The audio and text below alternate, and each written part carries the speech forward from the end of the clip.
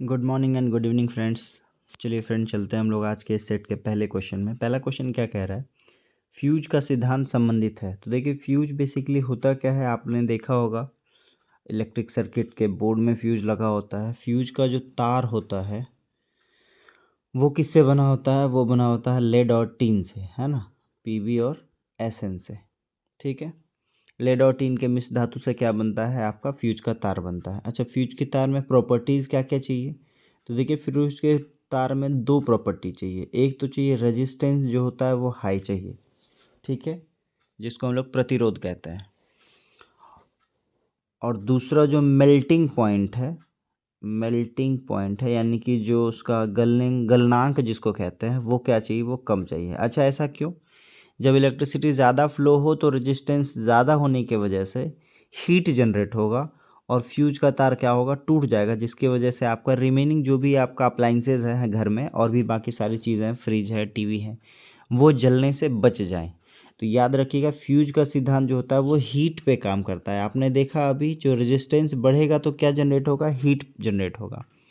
तो option number A आपको दिख रहा होगा, विद्युत के उष्मीय प्रभाव के कारण। किस प्रभाव के कारण? उष्मीय प्रभाव से जो है फ्यूज का सिद्धांत संबंधित है। नेक्स्ट क्वेश्चन क्या है आपका, यदि एक गोलीय दर्पण को किसी द्रव में डुबाया जाता है तो उसका फोकस दूरी। याद रखिएगा, अगर गोलीय दर्पण को द्रव में डुबाएंगे तो फोकस दूरी में कोई परिवर्तन नहीं होगा। क्या होगा? कोई परिवर्तन नहीं होगा। ऑप्शन के अकॉर्डिंग क्या होगा?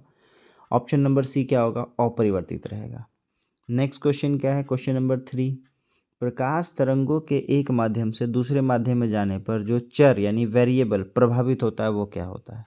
देखिए, आपने देखा होगा प्रकाश तरंग का जो है एक माध्यम से, मान लीजिए ये आपका क्या है, विरल माध्यम है। विरल माध्यम का मतलब हवा, और ये सघन माध्यम है, ये क्या है, पानी। तो आप जानते हैं ऐसे मुड़ जाता है। तो ये मुड़ता है, या ये कह लीजिए कि माध्यम चेंज होने पर जो आपका लाइट का जो वेव है उसमें क्या क्या परिवर्तन आता है, क्या क्या चेंजेस आता है।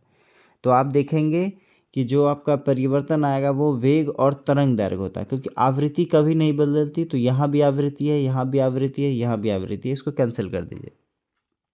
ठीक है, एक तो स्पीड चेंज होता है। स्पीड चेंज किसके वजह से होता है? वेवलेंथ की वजह से होता है, तरंग दैर्घ्य की वजह से होता है। तो विरल से सघन क्या आएगा, तो क्या अभिलंब की ओर मुड़ेगा, यही सघन से विरल की ओर जाएगा तो अभिलंब से दूर जाएगा, बस यही दोनों है। और चेंजेस क्या क्या होता है, वेग और तरंग दैर्घ्य, ये ध्यान में रखेंगे। नेक्स्ट क्वेश्चन क्या है, किसी बिंदु पर फ़ारेनहाइट तापक्रम सेंटीग्रेड तापमान का दुगना होता है। तो सबसे पहले तो देखिए, ये दोगुना वाला सिचुएशन है। एक सिचुएशन आता है बराबर होता है, ठीक है, कौन कौन सा? एक होता है बराबर होता है किसका किसका, फ़ारेनहाइट और सेंटीग्रेड। तो बराबर वाले में हम लोग लिखते थे -40 डिग्री सेल्सियस, ठीक है। -40 डिग्री ऐसा डेटा है जिसपे कि फ़ारेनहाइट और सेंटीग्रेड आपस में बराबर है। अब कह रहा है क्या कि दुगना होना चाहिए, फ़ारेनहाइट और सेंटीग्रेड आपस में डबल होना चाहिए। तो डबल होने के लिए आपको पता होना चाहिए कि इन दोनों के बीच का रिलेशन क्या है। रिलेशन है C-0/100 is equal to F-32/180। इस रिलेशन को जब आप फॉर्मूला को पुट करेंगे, आपको कुछ नहीं करना है, क्या, जहाँ F है वहाँ 2C पुट करना है। क्या करना है? डबल कर देना है, फ़ारेनहाइट का डबल कर दिया सेंटीग्रेड, और जब उसको इक्वेट करेंगे आप तो आंसर क्या आ जाएगा? आंसर आ जाएगा 160 डिग्री। 160 डिग्री एक ऐसा डेटा है जहाँ पर फ़ारेनहाइट का तापक्रम सेंटीग्रेड के तापक्रम का डबल होता है। नेक्स्ट क्वेश्चन है, एक हॉर्स पावर में कितने जूल होते हैं, या कितने जूल पर सेकेंड होते हैं, है ना। जूल पर सेकेंड को हम लोग क्या कह सकते हैं? वाट कह सकते हैं। क्या कह सकते हैं? वाट कह सकते हैं। तो याद रखिएगा, एक हॉर्स पावर में 746 वाट होता है। कितना होता है? 746 वाट होता है। Horse power P is equal to होता है W/T। कार्य का ऐसा ही मात्रक जूल है और T का ऐसा ही मात्रक सेकेंड है। क्लियर? चले आगे। नेक्स्ट क्वेश्चन है, लोलक घड़ियाँ यानी कि जो घंटा वाली घड़ी होती है जिसमें वो वाइब्रेट करता है, घड़ी के नीचे जो एक लकड़ी होती है वो जो हिलता है उसको लोलक घड़ी कहते हैं। तो लोलक घड़ियाँ गर्मियों में सुस्त हो जाती हैं, क्योंकि, तो देखिए बेसिकली जो होता है उसका जो आवर्तकाल होता है, T is equal to formula होता है 2π√L/G। इसमें क्या क्या कांस्टेंट है? देखिए, पाई कांस्टेंट है आपका, जी भी कांस्टेंट है, एल जो है वो बदल सकता है, लंबाई, और गर्मियों में हम लोग को पता है प्रसार की वजह से कोई भी लोलक थोड़ा सा लंबा होगा, और जैसे ही थोड़ा लंबा होगा तो क्या होगा, उसका जो टी है वो बढ़ जाएगा। देखिए दोनों के बीच में डायरेक्ट रिलेशन है। तो आपका ऑप्शन के अकॉर्डिंग चलेंगे तो ऑप्शन में क्या होगा, लोलक की लंबाई में वृद्धि, है ना, लोलक की लंबाई बढ़ जाती है जिसके वजह से उसका जो हिलने का जो वेव है वो क्या होता है, सुस्त हो जाता है। चलें नेक्स्ट क्वेश्चन क्या है आपका, अतिचालक का लक्षण है। याद रखिए अतिचालक का मतलब होता है जहाँ एकदम प्रतिरोध ना हो, क्या हो, एकदम प्रतिरोध ना हो, उसको हम लोग क्या कह सकते हैं, अतिचालक कह सकते हैं। तो ऑप्शन के अकॉर्डिंग देखेंगे तो हमारा क्या आएगा, हमारा आएगा शून्य परागम्यता। ठीक है, परागम्यता किसी पदार्थ का वह गुण होता है जो चुंबकीय क्षेत्र स्थापित किए जाने में उस पदार्थ द्वारा प्रदर्शित सहायता की मात्रा बताता है। इसलिए जो है अतिचालकता में परागम्यता क्या होती है, शून्य होती है। नेक्स्ट क्वेश्चन क्या है आपका, निम्नलिखित में से कौन आउटपुट डिवाइस नहीं है। देखिए पूछ रहा है आउटपुट डिवाइस नहीं है, इसका मतलब इनपुट डिवाइस है।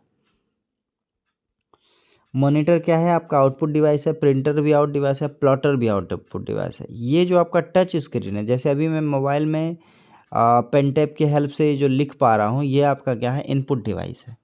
तो याद रखिएगा आपका पूछ रहा आउटपुट डिवाइस नहीं है, तो आंसर क्या होगा, टच स्क्रीन। नेक्स्ट क्वेश्चन क्या, क्वेश्चन नंबर 9 क्या कह रहा है आपका, रेडियो एक्टिविटी का आविष्कार किया था। तो याद रखिएगा रेडियो एक्टिविटी का आविष्कार किसने किया था, हेनरी बैक्वेरेल ने किया था। ऑप्शन नंबर बी आपको दिख रहा होगा, हेनरी बैक्वेरेल ने 1896 में, कब, 1896 में रेडियो एक्टिविटी की खोज की। क्लियर। अच्छा 1896 आते ही हम लोग को समझ में आता है कि जो हमारा ग्रीस का जो मॉडर्न ओलंपिक हुआ था फर्स्ट, वो कहाँ हुआ था, 1896 में ही हुआ था। क्लियर। चले आगे, नेक्स्ट क्वेश्चन क्या है, परमाणु में कक्षा को भरने का क्रम नियंत्रित होता है। तो याद रखिएगा परमाणु में कक्षों के भरने का क्रम नियंत्रित होता है किस रूल से, अब बाउ सिद्धांत से, हुंड के सिद्धांत से, पाउली सिद्धांत से और हाइगनबर्ग के अनिश्चितता के सिद्धांत से। तो आंसर क्या होगा, आंसर होगा अफवाऊ सिद्धांत से। ठीक है, अफवाऊ सिद्धांत के अनुसार इलेक्ट्रॉन सर्वप्रथम निम्न ऊर्जा स्तर में जाता है और इस स्तर के पूर्णतः भर जाने के बाद उच्च ऊर्जा स्तर में जाता है। यह क्रम चलता रहता है। यह नियम इलेक्ट्रॉनिक विन्यास लिखने की एक सरल विधि प्रदान करता है, ध्यान में रखेंगे। नेक्स्ट क्वेश्चन क्या है, निम्नलिखित में से कौन एक मूल तत्व है। तो देखिए तत्व की बात कर रहा है तो आप देखेंगे शक्कर तत्व नहीं है, संगमरमर भी नहीं, कैल्शियम कार्बोनेट होता है ना, कंपाउंड है, रेत भी नहीं, हीरा जो है मूल तत्व कह सकते हैं क्योंकि हीरा क्या है, कार्बन का अप्रूप है, सिर्फ कार्बन ही कार्बन है इसमें, इसलिए आप इसको क्या कह सकते हैं, एक तत्व कह सकते हैं। नेक्स्ट क्वेश्चन क्या है, सोप स्टोन यानी टॉल्क मुख्यतः है। ऑप्शन के अकॉर्डिंग देख लेते हैं क्या क्या है। ऑप्शन में आपको दिख रहा होगा calcium sulphate, sodium silicate, sodium phosphate और मैग्नीशियम सिलिकेट। आंसर क्या होगा, आंसर है आपका मैग्नीशियम सिलिकेट जो है, ऑप्शन नंबर डी है, ये आपका क्या है, टैल्क है। ऑप्शन नंबर डी क्या है आपका, टैल्क है या सोप स्टोन कह सकते हैं इसको। चलते हैं अगले क्वेश्चन में। अगला क्वेश्चन क्या है, निम्नलिखित में से कौन सा जोड़ा तांबे के मिश्र धातु का नहीं है। तो देखिए आपको पता होना चाहिए, आपसे पूछ रहा है कि तांबा नहीं मतलब कॉपर नहीं है, तो मैं आपको बता दूं पीतल कांसा इन दोनों में कॉपर है, जर्मन सिल्वर रोल्ड गोल्ड इसमें भी कॉपर है। देखिए जब बात करेंगे रोल्ड गोल्ड की, तो रोल्ड गोल्ड बेसिकली जो है मिक्सचर होता है किसका, कॉपर और एल्युमिनियम का। ठीक है, ये बहुत ज़्यादा चलता है। फिर गन मेटल और डेल्टा मेटल इसमें भी है, कॉपर है, याद रखिएगा। गन मेटल का कॉम्पोजिशन की अगर बात करें हम लोग तो कॉपर, जिंक और स्टेनस, कॉपर, जिंक और एसएन, तीन। ठीक है, ये आपका गन मेटल है। तो ऑप्शन के अकॉर्डिंग देखेंगे तो आपका रोज मेटल और टाइप मेटल, ये दो ऐसा है जिसमें कॉपर अवेलेबल नहीं होता है। नेक्स्ट क्वेश्चन क्या है आपका, नेक्स्ट क्वेश्चन है बेकिंग सोडा है। तो देखिए फार्मूला अगर आपको पता होगा तो आप क्लियर कट बेकिंग सोडा के बारे में बता सकेंगे। बेकिंग सोडा का फार्मूला क्या होता है, NaHCO3 यानी कि सोडियम बाइकार्बोनेट कहते हैं। ये क्या है आपका, बेकिंग सोडा कह लीजिए, बेकिंग पाउडर कह लीजिए, लेकिन यहाँ पर सोडियम बाइकार्बोनेट सीधा सीधा दिख नहीं रहा है आपको, तो आप क्या करेंगे, सोडियम हाइड्रोजन कार्बोनेट भी कहा जा सकता है इसको। ऑप्शन नंबर ए दिख रहा होगा आपको, तो ऑप्शन नंबर ए है सोडियम हाइड्रोजन कार्बोनेट, इसी को हम लोग क्या कहेंगे, बेकिंग सोडा कहेंगे। नेक्स्ट क्वेश्चन क्या है आपका, निम्नलिखित वैज्ञानिकों में से किसने स्थिर अनुपात के नियम को प्रतिपादित किया था। अच्छा, स्थिर अनुपात का मतलब कांस्टेंट रेशियो, यानी जिस रेशियो में आप मिला रहे हैं उसी रेशियो में आउटपुट हो रहा है, या किसी भी तरह का कांस्टेंट रेशियो जिसको हम प्रोपोर्शन कहते हैं, उसके बारे में किस साइंटिस्ट ने बताया था। तो ये बताया था आपके जोसेफ प्राउस्ट ने। क्या बताया था? जोसेफ प्राउस्ट ने बताया था आपका स्थिर अनुपात का नियम। नेक्स्ट क्वेश्चन क्या है? मॉर्फिन किससे प्राप्त होता है? तो याद रखिएगा, जो मॉर्फिन है ऑप्शन में देखेंगे पत्ती, फल, तना और फूल। तो मॉर्फिन प्राप्त होता है किससे? फल से प्राप्त होता है। क्लियर? पोस्तु दाना आपने सुना होगा, तो पोस्तु के पौधे से अफीम तथा हेरोइन भी प्राप्त होता है। ठीक है, क्लियर? चलें आगे। नेक्स्ट क्वेश्चन क्या है आपका? क्वेश्चन नंबर 17 क्या कह रहा है? हमारे तंत्र में अधिकतम एटीपी अणु को उत्पन्न करने वाला पद है। तो याद रखिएगा, हम लोग एक क्रेब्स चक्र पढ़ते हैं। ऑप्शन नंबर सी देख लीजिए आप। एक क्रैब चक्र है, उसी में एटीपी का उत्पादन होता है। ठीक है, और यह जो चक्र है वो कोशिका के माइटोकॉन्ड्रिया में संपन्न होता है। हम लोग को पता है कि जो माइटोकॉन्ड्रिया में जो वायवीय श्वसन है, एरोबिक जो आपका रेस्पिरेशन है, उसी में जो है एनर्जी सबसे ज़्यादा माइटोकॉन्ड्रिया में जनरेट होता है। तो उसको हम लोग क्या कहते हैं? उसको कहते हैं क्रैब्स चक्र। ठीक है, चलते हम लोग अगले क्वेश्चन में। अगला क्वेश्चन क्या कह रहा है कि पादप कोशिका का जंतु कोशिका से डिफरेंस, भिन्नता का कारण क्या है? तो याद रखिएगा, जो पादप कोशिका है और जो जंतु कोशिका है, दोनों के सेल में ही एक बहुत बड़ा डिफरेंस आता है। जो आपका जंतु है यानी एनिमल है, ऐसे समझिए, जो एनिमल है उसका सेल जो होता है वो कवर्ड होता है मेम्ब्रेन से।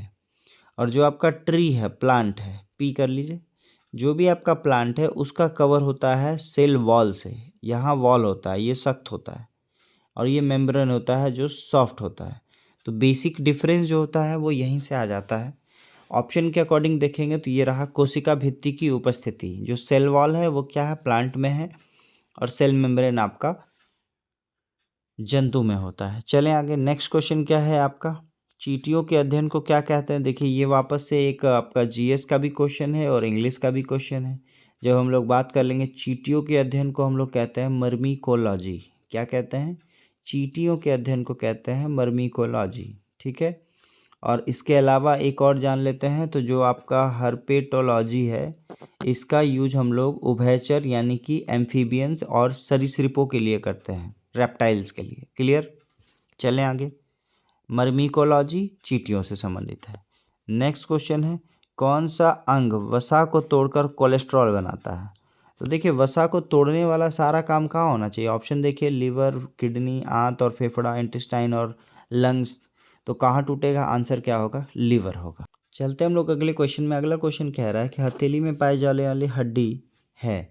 तो देखिए, हथेली में पाई जाने वाली हड्डी, हथेली दो जगह से हो सकता है, एक कलाई होगा और एक कलाई के ऊपर होगा, रिस्ट और रिस्ट के ऊपर।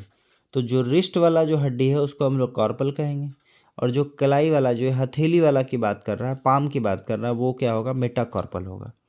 याद रखिएगा, पाम वाला जो हड्डी है उसको मेटाकॉर्पल कहते हैं, और कलाई के जोड़े के आसपास जो है उसको हम लोग कॉर्पल कहते हैं। ठीक है, चलें आगे। नेक्स्ट क्वेश्चन क्या है आपका? कौन सा विटामिन ई से संबंधित रासायनिक पदार्थ है? यानी सीधा सीधा आप ऑप्शन देखेंगे, टोकोफेरॉल, कैल्सीफेरॉल, बायोटिन और नेफ्थाक्विनिन। तो याद सीधा सीधा आपको विटामिन ई का जो है रासायनिक नाम आपसे पूछा जा रहा है। तो याद रखिएगा, विटामिन ई का रासायनिक नाम है टोकोफेरॉल। क्या नाम है? टोकोफेरॉल। जब बात कर रहे हैं हम लोग बायोटिन का, तो बायोटिन बोलते हैं विटामिन B7 को कहते हैं। क्या कहते हैं? विटामिन B7 को हम लोग बायोटिन कहते हैं, और विटामिन डी को हम लोग क्या कहते हैं? कैल्सीफेरॉल कहते हैं। ऑप्शन के अकॉर्डिंग विटामिन ई को हम लोग टोकोफेरॉल कहते हैं, साइंटिफिक नेम टोकोफेरॉल है। चलते हम लोग अगले क्वेश्चन में। अगला क्वेश्चन है, विडाल परीक्षण किसके लिए किया जाता है? तो ऑप्शन देख लेंगे, हैजा, टाइफाइड, मलेरिया और पित्त ज्वर। तो आपको पता होना चाहिए कि टाइफाइड जो होता है वो आपका विडाल टेस्ट के थ्रू ही चेक किया जाता है। क्लियर? क्या चीज़? विडाल टेस्ट के थ्रू किसका जांच होता है? टाइफाइड का जांच होता है। और टाइफाइड किससे फैलता है? टाइफाइड बैक्टीरिया से फैलता है। क्लियर? चलें आगे। नेक्स्ट क्वेश्चन है, सूखा सहिष्णुता से संबंधित हार्मोन है। तो याद रखिएगा, सूखा सहिष्णुता से संबंधित हार्मोन जो है वो क्या है? एब्सिसिक अम्ल है। क्या है? एब्सिसिक अम्ल है जो है वो आपका सूखा सहिष्णुता से रिलेटेड है। नेक्स्ट क्वेश्चन है, साल्क टीका निम्नलिखित में से किस व्याधि से संबंधित है? तो तो याद रखिएगा, आपने जॉन साल्क का नाम सुना होगा, जोनास साल्क का नाम सुना होगा, जिन्होंने क्या किया था, पोलियो के बारे में बताया था। क्या किया था, पोलियो के टीके का निर्माण किसने किया था, जॉन साल्क ने। तो ये साल्क टीका उन्हीं से रिलेटेड है, जो कि क्या है, पोलियो से है। नेक्स्ट है, संविधान के अनुसार नई अखिल भारतीय सेवा का शुरुआत कहाँ किया जा सकता है। देखिए ये जो आपका है ना, ये मोस्ट इम्पॉर्टेंट क्वेश्चन है राज्यसभा के पॉइंट ऑफ व्यू से, क्योंकि जब लोकसभा और राज्यसभा के पावर्स की बात करते हैं हम लोग, तो सिर्फ यही एक जगह है या एक दो और जगह होगा, राज्यसभा यहाँ पर आगे है, आगे है यानी कि इसका जो पावर है वो ज़्यादा है। याद रखिएगा, अखिल भारतीय सेवा की शुरुआत की जा सकती है कहाँ, राज्यसभा द्वारा। याद रखिएगा, जैसे हम लोग कहते हैं ना मनी बिल हमेशा लोकसभा में आएगा, वैसे ही अखिल भारतीय सेवा की शुरुआत कहाँ की जा सकती है, राज्यसभा में की जा सकती है। और ये कहाँ है, ये आर्टिकल 312 में है, संविधान के 312वें अनुच्छेद में ये लिखा गया है कि राज्यसभा को अखिल भारतीय सेवा बनाने की अधिकार प्राप्त है। नेक्स्ट क्वेश्चन है, क्वेश्चन नंबर 27 क्या कह रहा है, किस वाद में, वाद का मतलब केस के बारे में बात कर रहा है, किस केस में सर्वोच्च न्यायालय ने स्पष्ट किया कि मूल अधिकार और नीति निरपेक्षता एक दूसरे के पूरक हैं। काफ़ी बाद में आकर ये केस आपका कौन सा हुआ, option number C, Minerva Mills वाद। ये कब का केस है, 1980 है, 1980 का केस है, जिसमें कि सुप्रीम कोर्ट ने क्लियर कह दिया कि डीपीएसपी और फंडामेंटल राइट एक दूसरे का क्या है, कॉम्प्लीमेंट्री पेयर है, पूरक है। ठीक है, चलें आगे। नेक्स्ट क्वेश्चन क्या है, राष्ट्रीय आपात के उद्घोषणा के समय संसद निम्न में से किस अनुच्छेद के तहत राज्य सूची के विषय पर कानून बना सकता है। देखिए हम लोग को पता है कि हमारे पास शेड्यूल 7 भारतीय संविधान का जो 7वां जो अनुसूची है, उसमें 3 तरह के लिस्ट के बारे में बात किया गया है। एक तो सेंट्रल लिस्ट है, ठीक है, दूसरा स्टेट लिस्ट है, और तीसरा क्या है, कंकरेंट लिस्ट है, यानी कि समवर्ती सूची है। तो हम लोग को पता है कि जो सेंट्रल लिस्ट में है उसको उसके उस टॉपिक पे जो राज्य सरकारें हैं वो नियम नहीं बना सकती, जो स्टेट का है उस पर केंद्र जनरली नहीं बना सकता। कंकरेंट लिस्ट में दोनों का अधिकार है, तो दोनों थोड़ा थोड़ा अपना अपना योगदान देते हैं। स्टेट लिस्ट का हम लोग कोई टॉपिक पे रूल बना सकते हैं, कब, जब इमरजेंसी लगा हो। ये किस आर्टिकल में लिखा है, क्वेश्चन में यही पूछ रहा है। तो याद रखिएगा, ये आर्टिकल 250 है, जिसमें मेंशन किया गया है कि इमरजेंसी के टाइम में सेंट्रल स्टेट लिस्ट के टॉपिक पे रूल रेगुलेशन बना सकती है। चलें, नेक्स्ट क्वेश्चन क्या है, निम्नलिखित में से कौन भारतीय संविधान में के समवर्ती सूची में नहीं है। देखिए अभी जस्ट मैंने आपको बताया सूची के बारे में, तो समवर्ती सूची में नहीं है, यानी कि ऐसा कोई टॉपिक जो सिर्फ या तो राज्य में हो या तो केंद्र में हो। तो याद रखिएगा, जो सार्वजनिक व्यवस्था है ये आपका राज्य सूची का पार्ट है। किसका है, राज्य सूची का पार्ट है। नेक्स्ट क्वेश्चन क्या है आपका, नेक्स्ट क्वेश्चन है, निम्नलिखित में से कौन राष्ट्रपति के प्रसाद पर्यंत पद धारण नहीं करता है। राष्ट्रपति के प्रसाद पर्यंत का मतलब हो गया राष्ट्रपति जब तक चाहे। तो याद रखिएगा, लोकसभा स्पीकर, हर 5 साल में लोकसभा क्या होता है, विघटित होता है। तो लोकसभा स्पीकर राष्ट्रपति के प्रसाद पर्यंत पद धारण नहीं करता है, ये ध्यान में रखेंगे। नेक्स्ट क्वेश्चन है, निम्नलिखित में से किसकी सिफारिश पर केंद्र द्वारा राज्यों को वैधानिक अनुदान दिया जाता है। यानी जो है सेंट्रल जो है वो स्टेट को फंड प्रोवाइड करती है, ये किसके सिफारिश पे करती है। तो ऑप्शन देख लीजिए आप, वित्त मंत्रालय, नीति आयोग, वित्त आयोग और राष्ट्रीय विकास परिषद। आंसर क्या होगा, वित्त आयोग। वित्त आयोग किस अनुच्छेद में है, आर्टिकल 280 में है, यानी कि भारतीय संविधान का अनुच्छेद 280 में क्या है, वित्त आयोग है। नेक्स्ट क्वेश्चन क्या है, नेक्स्ट क्वेश्चन, निम्नलिखित में से कौन भारत में सरकार के संसदीय स्वरूप की विशेषता को व्यक्त करता है। संसदीय व्यवस्था को कौन सा व्यक्त करेगा, ऑप्शन के अकॉर्डिंग देख लेते हैं। आपका क्या है, ऑप्शन नंबर डी देखेंगे, कार्यपालिका और विधायिका के प्रति उत्तरदायी होना। ये जो है बेसिकली भारत में संसदीय स्वरूप को, विशेषता को बतलाता है। क्योंकि आपको पता है यहाँ पर कि जो विधायिका हैं, यानी कि हम लोग बात कर लें एमपी, मेंबर ऑफ पार्लियामेंट, जिसमें लोकसभा और राज्यसभा होता है, इसमें जो मेजॉरिटी पार्टी के लोग होते हैं, जैसे अभी मेजॉरिटी पार्टी में कौन सा है आपका, बीजेपी कह लीजिए या एनडीए कह लीजिए, है ना, वो आपका मेजोरिटी में है। तो मेजोरिटी पार्टी ही कार्यपालिका यानी एग्जीक्यूटिव को तय करती है, यानी कैबिनेट में जो लोग भी बैठे हैं वो सभी के सभी लोकसभा या राज्यसभा में मेंबर होते ही होते हैं। ठीक है, तो यहाँ ऑप्शन नंबर डी के अकॉर्डिंग जो आपका कार्यपालिका का विधायिका के प्रति जिम्मेदारी है, यही जो है भारतीय संसदीय स्वरूप का क्या है, मुख्य विशेषता है। नेक्स्ट क्वेश्चन है, भारत के निम्नलिखित राज्यों में से किस राज्य की विधानसभा की सीटों की संख्या सर्वाधिक है? अच्छा, ऑप्शन के अकॉर्डिंग चलेंगे तो ऑप्शन में आपको दिखेगा पश्चिम बंगाल में जो है वो विधानसभा सीट जो है ज़्यादा है। ऑप्शन के अकॉर्डिंग ये याद रखिएगा, ये आंसर नहीं है। पश्चिम बंगाल 294 है और बिहार आपका 243 है। लेकिन ऑप्शन में अगर यूपी रहता या नॉर्मली कोई ओरली आपसे पूछता है कि किस राज्य की विधानसभा सीट सबसे अधिक है भारत में, तो याद रखेंगे वो यूपी है। और यूपी में कितना है? 403 है, ये याद रखिएगा। यूपी में जो आपका विधानसभा है उसमें 403 है और जो विधान परिषद है उसमें 100 सीट है। ठीक है, ये ध्यान में रखेंगे। यूपी का डेटा आपको याद होना चाहिए क्योंकि हर एक राज्य में यूपी का जो पॉपुलेशन है वो सबसे ज़्यादा है, इसी वजह से वहाँ की सीटें भी ज़्यादा है। नेक्स्ट क्वेश्चन क्या है आपका? निम्न युग्मों में से कौन सा सुमेलित है, सही सुमेलित है? तो याद रखिएगा आपका सुमेलित है Annie Besant. Option number B New India, ये आपका सही है, एनी बेसेंट न्यू इंडिया। अब बात करें आपका हिंद स्वराज का, तो याद रखिएगा वो किसका है? महात्मा गांधी का लिखा हुआ पुस्तक है। और जब हम इंडिया विंस फ्रीडम की बात करते हैं तो ये अबुल कलाम आज़ाद का लिखा हुआ है, ध्यान में रखेंगे। Abul Kalam Azad, India wins freedom, Annie Besant new India और महात्मा गांधी द्वारा लिखा हुआ हिंद स्वराज। नेक्स्ट क्वेश्चन क्या है? आधुनिक बिहार का निर्माता किसे माना जाता है? ऑप्शन देख लीजिए, सच्चिदानंद सिन्हा, सर गणेश सिंह, आचार्य नरेंद्र देव और कुमार कालिका प्रसाद सिन्हा। आंसर क्या होगा? आधुनिक भारत का निर्माता सच्चिदानंद सिन्हा को कहा जाता है। सच्चिदानंद सिन्हा को संविधान सभा का पहला अस्थायी अध्यक्ष भी बनाया गया था 9 दिसंबर 1946 को। क्लियर, ये ध्यान में रखिएगा, ये वही सच्चिदानंद सिन्हा है, इनको आधुनिक बिहार का निर्माता माना जाता है। नेक्स्ट क्वेश्चन है, गांधी इरविन समझौता हुआ मुख्य रूप से, तो गांधी इरविन जो समझौता हुआ है वो बेसिकली गोलमेज सम्मेलन में कांग्रेस की भागीदारी सहज करने के लिए हुआ है।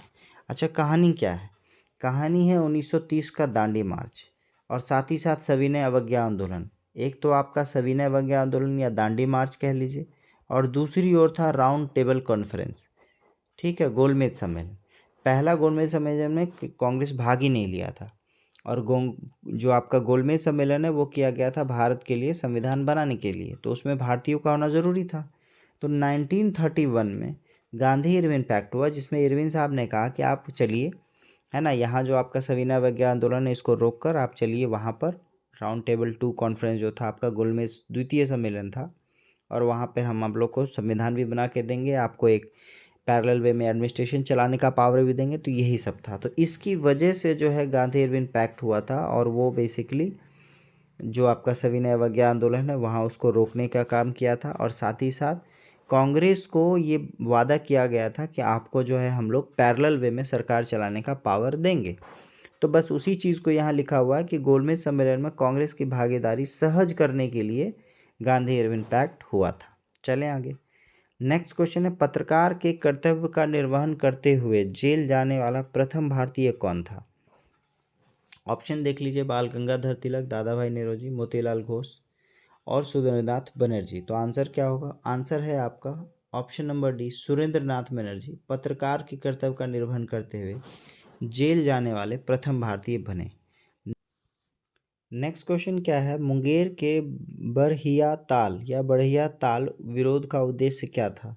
तो याद रखिएगा, ये जो विरोध है इसका उद्देश्य है बकास्त भूमि की वास्तविक मांग। अच्छा, क्वेश्चन ये आता है कि बकास्त भूमि है क्या?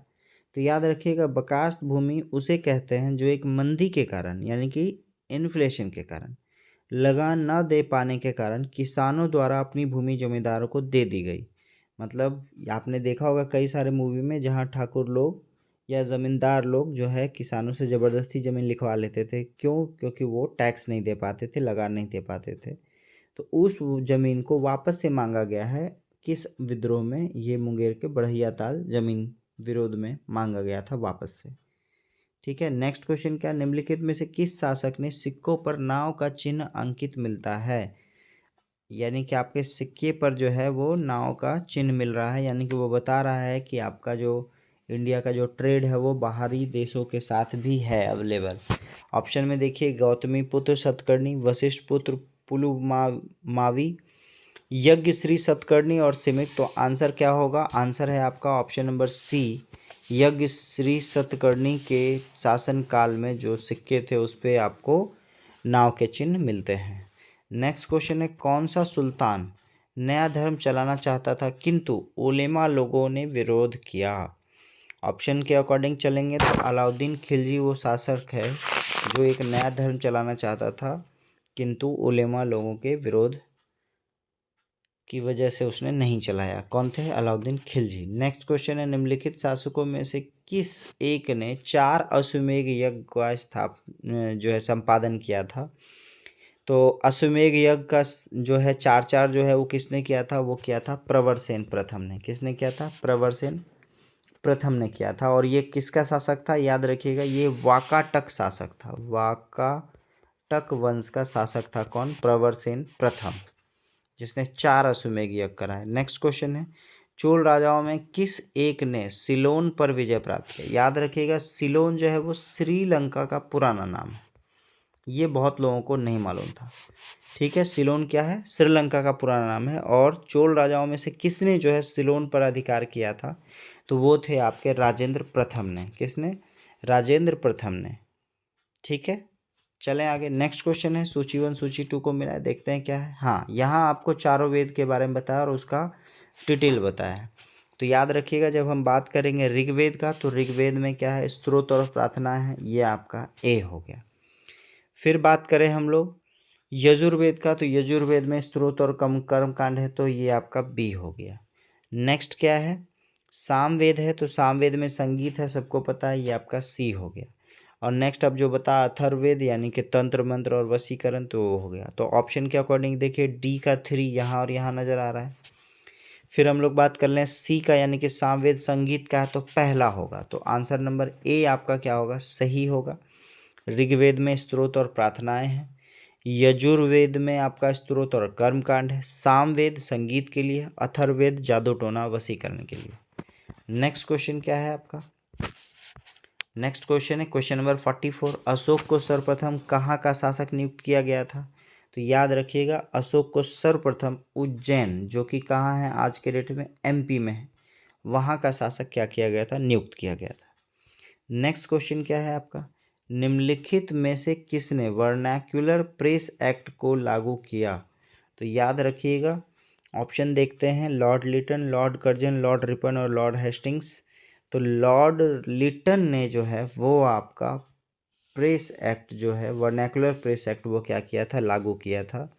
और यह बेसिकली 1878 में स्टार्ट हुआ। और बेसिकली किसको जो है बंद करने का या सीमित करने का था?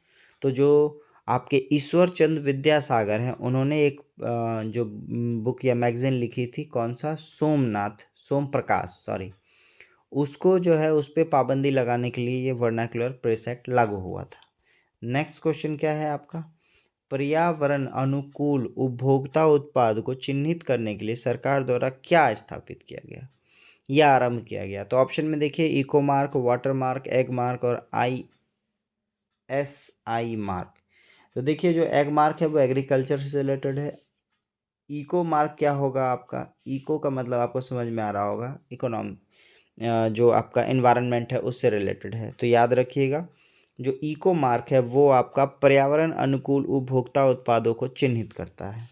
नेक्स्ट क्वेश्चन है, विश्व का विशालतम पारिस्थितिकी तंत्र निम्नलिखित में से क्या है? तो पर्वत, घास का मैदान, वन और समुद्र। तो सबसे बड़ा जो पारिस्थितिकी तंत्र है वो आपका क्या है? समुद्र है। क्या है? समुद्र है। आपको पता होगा, जो आपका वाटर सरफेस है वो 75% है, जो लैंड सरफेस है 25% के रेशियो में है। तो विशालतम पारिस्थितिकी तंत्र समुद्र होगा। नेक्स्ट क्वेश्चन क्या है? एक साधारण समुद्री आहार श्रृंखला का सही क्रम क्या है? तो जो समुद्री श्रृंखला का सही क्रम में क्या होगा? पहले स्वपोषी होगा, यानी खुद से खाना बना ले, फिर शाकाहारी होगा और फिर मांसाहारी होगा। तो देखिए, जो मांसाहारी है उसको हम लोग हेरिंग कहते हैं। तो हेरिंग सबसे लास्ट में कहाँ है आपको? ए नंबर में है।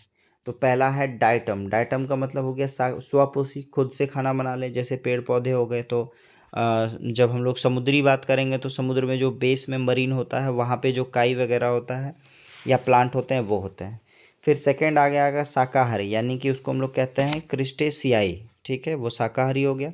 और हेरिंग क्या हो गया, फिर मांसाहारी उपभोक्ता हो गया। तो ये 3 आपका सही क्रम है। नेक्स्ट है प्रोजेक्ट टाइगर की शुरुआत कब हुई थी, तो जो लोग कंटिन्यू देख रहे हैं उनको पता होना चाहिए प्रोजेक्ट टाइगर की शुरुआत 1973 में हुई है। किसके कब हुई है, 1973, 1973 में हुई है। नेक्स्ट क्वेश्चन है बीज बचाओ आंदोलन का संबंध किस राज्य से है, तो याद रखेंगे जो बीज बचाओ आंदोलन है वो आपका उत्तराखंड से है। कहाँ है, उत्तराखंड से है। नेक्स्ट क्वेश्चन क्या है, अब साइंस के 25 क्वेश्चंस को हम लोग देख लें फटाफट। भारत का सबसे बड़ा बाघ अभ्यारण्य निम्नलिखित में से कौन सा है, ऑप्शन नंबर बी देख लीजिए, नागार्जुन सागर वन्यजीव अभ्यारण्य जो है वो भारत का सबसे बड़ा बाघ अभ्यारण्य है।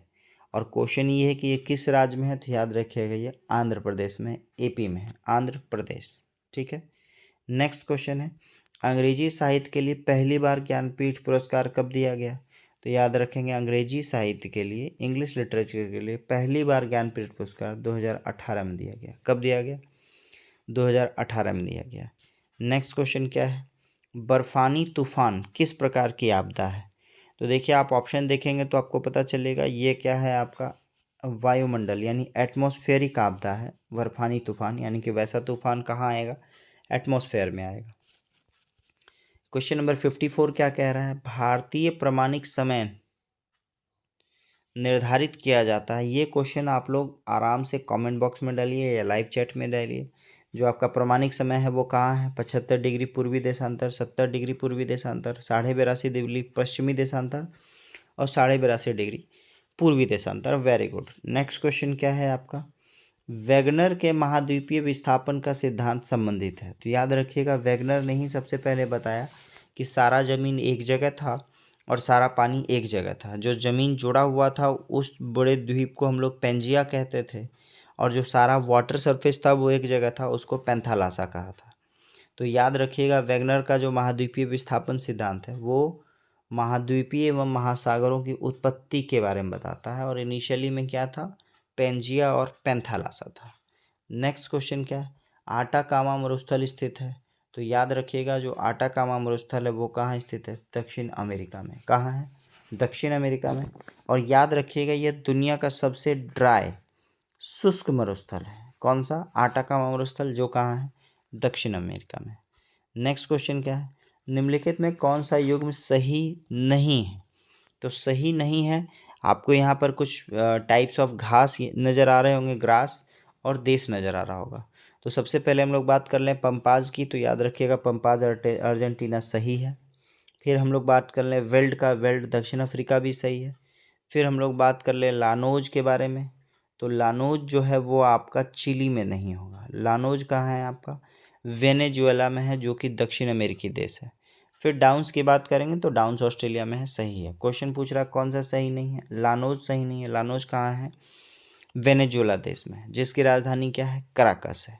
नेक्स्ट क्वेश्चन है आश्चुताशम, ठीक है, और निश्चुताशम, ये जो निक्षेपणात्मक स्थलाकृति है ये कहाँ की है, तो हम लोगों ने आज से 8 या 10 सेट पहले पढ़ा था इसके बारे में कि ये जो स्थलाकृति है ये भूमिगत जल का है। वाटर सरफेस जो अंदर से भूमि के अंदर फ्लो होता है, वहाँ पर जो जिस भी तरह का संरचना बनता है वो संरचना बेसिकली यही है आपका आश्चुतासम और निश्चुतासम। ये कहाँ है, भूमिगत जल का है। नेक्स्ट क्वेश्चन क्या है, निम्नलिखित शहरों या नगरों में से कौन भारत का पिट्सबर्ग कहलाता है। आपको क्वेश्चन पूछ रहा है क्या, भारत का पिट्सबर्ग, तो क्वेश्चन ये है कि पिट्सबर्ग है क्या, तो याद रखिएगा पिट्सबर्ग यूएसए का एक शहर है। अच्छा, यूएसए में किस चीज़ के लिए फेमस है ये याद रखिएगा, तो ये यूएसए में इस्पात के लिए फेमस है, ठीक है। तो अब यही पूछ रहा है कि भारत का पिट्सबर्ग किसको कहा जाता है, तो जैसे मैंने इस्पात कहा तो आप लोग को समझ में आ जाना चाहिए कि भारत का पिट्सबर्ग कौन सा है, जमशेदपुर है। और याद रखिएगा जमशेदपुर में जो है भारत का पहला इस्पात संयंत्र खोला गया था, कहाँ, 1907 में। किसके द्वारा, टाटा स्टील प्लांट के द्वारा जमशेदपुर में खोला गया था, ठीक है। चलें आगे। नेक्स्ट क्वेश्चन क्या है आपका, वेलाडिला यानी छत्तीसगढ़ किस खनिज के उत्पादन के लिए प्रसिद्ध है, तो वेलाडिला एक जगह है जहाँ कहाँ है, छत्तीसगढ़ में है। और आपसे पूछ रहा है कि वो किस उत्पाद के लिए, किस खनिज उत्पाद के लिए प्रसिद्ध है, तो याद रखिएगा वो आपका लौह अयस्क के लिए प्रसिद्ध है। किसके लिए? लौह अयस्क के लिए प्रसिद्ध है। और वेलाडिला भारत का दूसरा सबसे बड़ा लोहे का खदान है, ये भी ध्यान में रखेंगे। ठीक है, कहाँ है? छत्तीसगढ़ में। निम्नलिखित में से किसका संबंध कथकली नृत्य से नहीं है? तो देखिए आपको बाकी 3 कथक से है, एक नहीं है। वो कौन है? वो हैं आपके मायाधर रावत। बाकी कृष्णा नायर, राधा मोहन और वी नारायण मेनन, इन तीनों का ही संबंध कथकली से है, जबकि मायाधर रावत का संबंध जो है वो ओडिशा नृत्य से है। किससे है?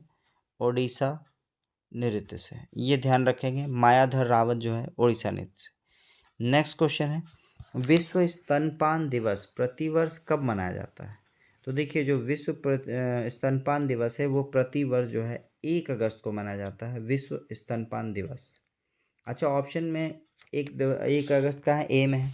अच्छा, ये भी पूछा जा सकता है कि 2023 में जो विश्व स्तनपान दिवस है उसकी थीम क्या है?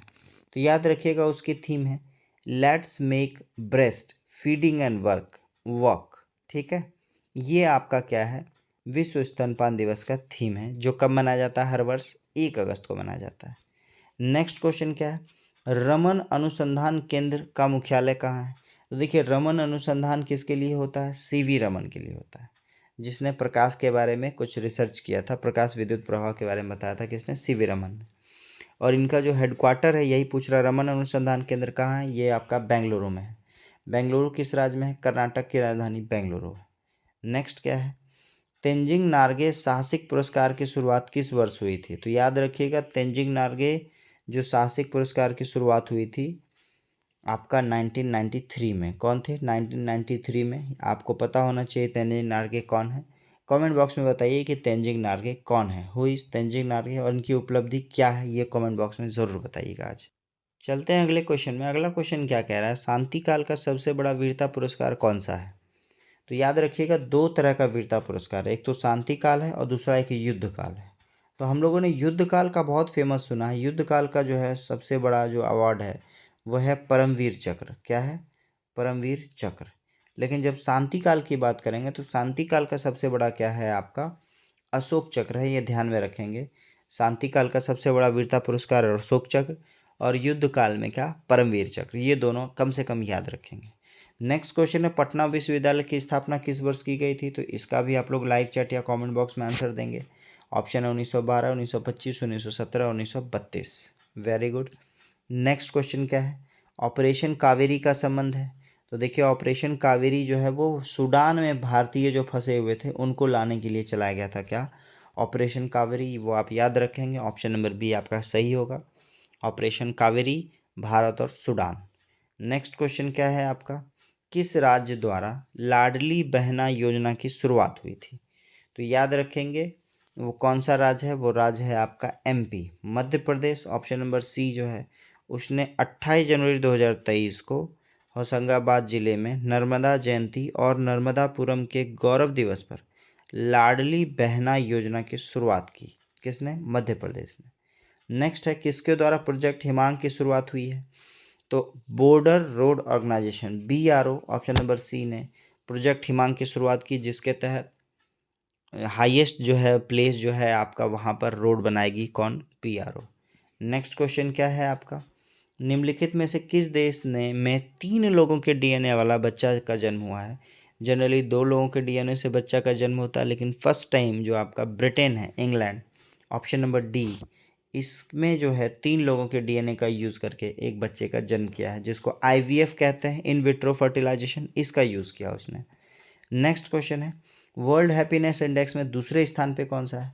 अच्छा, जब दूसरे की बात हो रही है तो सबसे पहले ये जाने कि पहले स्थान पे कौन सा है। तो याद रखिएगा पहले स्थान पे जो है वो है आपका फिनलैंड। कौन है? फिनलैंड जो है वो आपका पहले स्थान पे है, फिनलैंड। और जब बात कर ले दूसरे स्थान पे कौन है, तो दूसरे स्थान पे डेनमार्क है। ठीक है, वर्ल्ड हैप्पीनेस इंडेक्स में पहला स्थान फिनलैंड और दूसरा स्थान डेनमार्क का है। अच्छा, क्वेश्चन ये भी आता है कि इंडिया का पोजीशन क्या है? वर्ल्ड हैप्पीनेस इंडेक्स में इंडिया का पोजीशन 126वां है। क्या है? 126वां। और सबसे ज़्यादा पुअर कौन सा है, यानी कि सबसे ज़्यादा लास्ट के पोजीशन पे कौन सा है? वो है लेबनान। क्या है? लेबनान जो है वो वर्ल्ड हैप्पीनेस इंडेक्स में सबसे लास्ट में है। भारत का रैंक 126वां है, पहला फिनलैंड है और दूसरा डेनमार्क है। नेक्स्ट क्वेश्चन क्या है, हाल ही में किसे सीबीआई का निर्देशक नियुक्त किया गया है? तो हाल ही में आपके प्रवीण सूद को, किनको? प्रवीण सूद को सीबीआई का निर्देशक नियुक्त किया गया है। नेक्स्ट क्वेश्चन है, किस देश ने राष्ट्रपति द्रौपदी मुर्मू को the grand order of the chain of yellow star नाम से सम्मानित किया है? तो याद रखिएगा, ये the grand order of the chain of yellow star ये बेसिकली सूरीनाम का जो है वो अवार्ड है। सूरीनाम का आप कह सकते हैं कि सबसे बड़ा जो है नागरिक अवार्ड है, आप ऐसा कह सकते हैं। ये द्रौपदी मुर्मू को सूरीनाम ने दिया है। अच्छा, सूरीनाम है कहाँ? तो याद रखिएगा, सूरीनाम दक्षिण अमेरिका में एक छोटा सा कंट्री है जिसकी राजधानी है पारामेरिबो। क्या राजधानी है? पारामेरिबो। ठीक है, ये है सूरीनाम की राजधानी, जिसका कि हाईएस्ट सिविलियन अवार्ड है the great order of the chain of yellow star, और किनको मिला है? राष्ट्रपति द्रौपदी मुर्मू को मिला है। नेक्स्ट है, कलर्स ऑफ डिवोशन पुस्तक के लेखक कौन है? तो याद रखिएगा, कलर्स ऑफ पुस्तक के लेखक कौन है? अनीता भारत शाह। कौन है? Colours of devotion Anita Bharat Shah. Next question है क्वेश्चन नंबर 75, मेडिसिन के क्षेत्र में नोबेल पुरस्कार 2023 से किसे सम्मानित किया गया है? ऑप्शन नंबर देखेंगे तो डू विसमैन और कैटालिन कारिको, इन दोनों को जो है ऑप्शन नंबर डी दिख रहा होगा, ए और बी, कौन कौन सा है? डू विसमैन और कैटालिन कारिको, इन दोनों को मेडिसिन के क्षेत्र में 2023 का जो मिला है, क्या मिला है? नोबेल पुरस्कार मिला है। और ये किस लिए मिला है? ये mRNA टीका जो कोविड का बनाया उसके लिए मिला है। किसके लिए? mRNA टीका के लिए।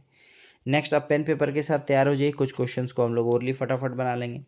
किसी परीक्षा में नेहा एवं जोया को आकांक्षा से 20% और 50% अधिक मिला है। यानी कि आकांक्षा को अगर 100 कर लें तो जोया को 50% अधिक मिला तो 150, और नेहा को 20% ज़्यादा मिला तो 120। क्लियर? किसी परीक्षा में नेहा एवं जोया को आकांक्षा से क्रमशः 20% और 50% अधिक मिला, तो नेहा का अंक आकांक्षा के अंक का कितना परसेंट है? तो देखिए 100 है, ये 120 है, तो सीधा सीधा 120% आंसर हो जाएगा, ऑप्शन नंबर ए। चलें आगे। नेक्स्ट क्वेश्चन है, दो शहर पटना और बनारस एक दूसरे से 260 किलोमीटर की दूरी पर हैं। आप क्या कीजिए, आप इस क्वेश्चन का स्क्रीनशॉट ले लीजिए और इसका क्या करेंगे, लाइव चैट, या लाइव चैट नहीं बल्कि कमेंट बॉक्स में इसका आंसर देंगे। इस क्वेश्चन का सीधा सीधा कह रहा है कि पटना बनारस 260 किलोमीटर की दूरी पे है। एक कार चालक पटना से बनारस की तरफ सुबह 9 बजे 35 किलोमीटर प्रति घंटा चलना प्रारंभ करता है, और दूसरी ओर बनारस से सुबह 10 बजे चलना प्रारंभ करता है 40 किलोमीटर की रफ्तार से। बताएं वे एक दूसरे से कब मिलेंगे, कितने बजे मिलेंगे? ठीक है, इसका आप लोग आंसर कल सुबह जो है वो जो है लाइव चैट में या कमेंट बॉक्स में देख पाएंगे। चलते हैं अगले क्वेश्चन में। अगला क्वेश्चन कह रहा है कि 15 रुपये प्रति दर्जन की दर से 250 केला खरीदता है कौन? एक किसान। यदि वह सभी केला 1 रुपये की दर से बेच दे तो उसका हानि परसेंट। देखिए 1 रुपये पर केला के हिसाब से बचेगा, तो याद रखिएगा जो एसपी है वो तो आपका 250 आ गया, और जब बात करेंगे सीपी जो कॉस्ट प्राइस है, खरीदता है, वो 250 केला खरीद रहा है 15 रुपये प्रति दर्जन के हिसाब से, दर्जन में बदलेंगे तो बटे 12। क्लियर? अब इन दोनों का एलसीएम ले लीजिए सीधा सीधा, क्योंकि सीपी माइनस एसपी करेंगे तो देखिए एलसीएम लेंगे तो ये जो बटे 12 है वो इधर आके मल्टीप्लाई हो जाएगा, तो 25 गुना 12 क्या हो जाएगा? 3000 हो जाएगा, और 25 गुना 15 क्या हो जाएगा? तो दोनों को क्या कर लें, कॉमन निकाल लेंगे। देखिए 250 गुना 15 माइनस 250 गुना 12 और बटे 12, ये आपका आ रहा है। इसमें से अगर 250 कॉमन लेंगे तो बचेगा कितना? 3 बचेगा, है ना। ये 15 और माइनस ये 12 कॉमन लेंगे तो 3 बचेगा, तो 250 गुना 3 क्या हो जाएगा? 250 गुना 3 750 हो जाएगा। यानी कि जो हमारा लॉस आ रहा है, आप कह लीजिए लॉस आ रहा है 750 बटे 12। लॉस परसेंट निकालने के लिए क्या होता है? Loss into 100 by CP cost price, तो लॉस क्या 750 बटे 12 इंटू 100, और बाय कॉस्ट प्राइस क्या आया था? तो कॉस्ट प्राइस फिर से याद कीजिए, 250 गुना 15 बटे 12 आपका कॉस्ट प्राइस आया था। मैंने पूरा डेटा इसलिए लिखा ताकि लास्ट में काटना आसान हो जाए। देखिए 12 कैंसिल हो गया, 250 से ये 3 बार में कैंसिल हो गया, 3 से ये 5 बार में कैंसिल हो गया और 5 से ये 20 बार में कैंसिल हुआ। यानी हम कह सकते हैं कि लॉस हम लोग को 20% हुआ है। स्टेप बाय स्टेप जैसे मैंने बताया वैसे लिखते चले जाएंगे तो फाइनल आपको काटने की ज़रूरत नहीं पड़ेगी, आप डेसिमल के चक्कर में नहीं आएंगे और आंसर सीधा सीधा आ जाएगा। आंसर क्या है? 20% का लॉस हो रहा है। ठीक है, अब मैं इसको दूसरे तरीके से समझाता हूँ। सेकेंड वे है जो मोस्ट इंपॉर्टेंट है और समझने वाली बात है। 15 रुपये प्रति दर्जन। याद रखिएगा जो हमारा सीपी है वो 15 रुपीज़ पर डजन है। ठीक है, और जो देखिए आपका सेलिंग प्राइस है एसपी है 1 रुपया पर केला के हिसाब से 12 केला की अगर बात करेंगे तो 12 रुपीज़ आपका पर डजन है। आप देखिए 1 डजन में कितने का लॉस हो रहा है? 3 रुपये का लॉस हो रहा है। और 3 रुपये इस 15 का कितना परसेंट है? तो देखिए 15 का 20% है। ठीक है, एग्ज़ाम में आप क्या अप्रोच लगाते हैं वो मायने रखता है। मैंने पहले कंप्लीट डिटेल में बताया जिसमें काटना नहीं है, आपको लास्ट तक लेके चलना है फिर कट करेंगे। दूसरा मैं शॉर्टकट बता रहा हूँ कि आप क्या करेंगे, सिर्फ 1 दर्जन का प्राइस निकालिए, 250 हो या 2500 केला हो दैट डजंट मैटर। इससे हम कंपेयर कर लेते हैं कि 3 रुपये का लॉस हो रहा है मतलब 20% का लॉस हो रहा है। चलें आगे, आई होप सो आपको समझ में आया हो। नेक्स्ट क्वेश्चन क्या है? केदार किसी वस्तु को 121 रुपये में बेचकर 10% का लाभ कमाता है। अच्छा देखिए, अगर मेरी तरह आपका कैलकुलेशन थोड़ा सा अच्छा है तो आपको पता है 180 में बेचकर 10% का प्रॉफिट कमा रहा है मतलब सीपी 110 होगा। ये माइंड में इतना पढ़ने के बाद ही आ जाना चाहिए, क्योंकि 110 का 10% 11 होगा, वो ऐड होकर 121 पहुंचा होगा। अब कह रहा है कि केदार को 30% लाभ कमाना हो तो वह उसे कितने पे बेचेगा? तो देखिए इसका 10% मैंने बताया 11 होता है, 30% का मतलब 33 हो जाएगा और 33 इसमें ऐड कर लीजिए, यानी कि एसपी क्या होगा? 143 होगा। कितना होगा? 143। आपका आंसर नंबर डी दिख रहा होगा। क्लियर? आई होप सो आप समझ रहे होंगे। नेक्स्ट क्वेश्चन क्या है आपका? एक विद्यार्थी ने 40% अंक प्राप्त किया और वह 40 अंकों से असफल रहा। फिर से मैं बता दूँ, 40% अंक प्राप्त किया है और 40 अंक से फेल करने का मतलब है कि अगर वो 40 नंबर और ज़्यादा लाता तो पास कर जाता। दूसरा विद्यार्थी 400 अंक प्राप्त किया और वह उत्तीर्ण से 40% अधिक है। तो देखिए 40 अधिक होने का मतलब अगर 40 हम घटा दें तो 360 आ जाएगा और 360 हमारा क्या है? पासिंग मार्क है। क्या है? पासिंग मार्क है। और 360 है क्या? तो 360 40% प्लस 40 है। बहुत ध्यान से समझिएगा, 40% लाया और 40 लाता तो पास करता, और यहाँ कह रहा है कि 400 लाकर 40 ज़्यादा लाए हैं तो 40 घटा लिया, ये पासिंग मार्क है। अब इस 40 को इधर जाके घटाएंगे तो क्या होगा? 320। तो 320 जो है वो x का 40% है। 40% समझ रहे हैं आप? 40% को हम लोग लिख सकते हैं 2/5। 2/5 से कट करेंगे तो x का वैल्यू आ जाएगा 800। यानी एग्ज़ाम में जो टोटल वैल्यू है, टोटल मार्क्स है वो 800 है। पासिंग मार्क्स कितना है? 360 है। आंसर ऑप्शन के अकॉर्डिंग देखेंगे तो क्या होगा? 800 होगा और यही हमारा क्या है? आंसर है। तो आई होप सो आपको क्वेश्चन नंबर जो 78 मैंने बताया वो बहुत बेहतर तरीके से समझ में आया हो। All of you all the best, have a nice day, take care, good night.